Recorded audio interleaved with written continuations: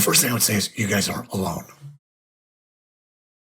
From a collaboration perspective, there's a few best practices I think that really move the needle on teams that feel connected and cohesive and teams that feel disconnected and like they're on screens all the time.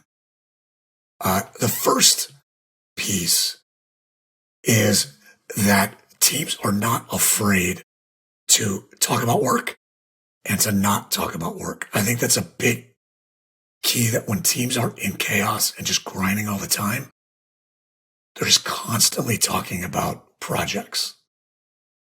And when you're constantly talking about projects and you don't have white space, you guys all know as creative people, your ability to dream, your ability to problem solve on a project management basis just really dwindles. So as I see teams building in white space, just have conversations about the hurricanes or even the weather or what we're doing on the weekend or golf or hiking or whatever, just creates an ability for brains to kind of refresh.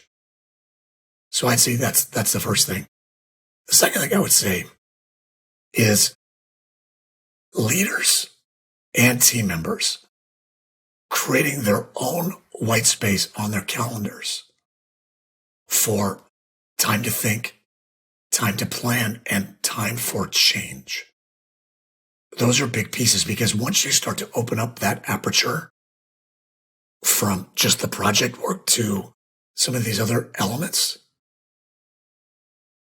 you begin to find connection points with people outside of project work that just drive the day-to-day grind.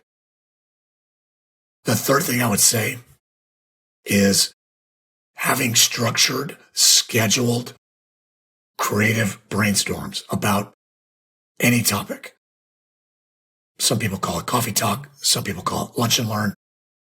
But putting creative work up, having a group of people just comment on it, not to criticize it, but to communicate and collaborate about that work outside of a project deadline, is a huge piece as well.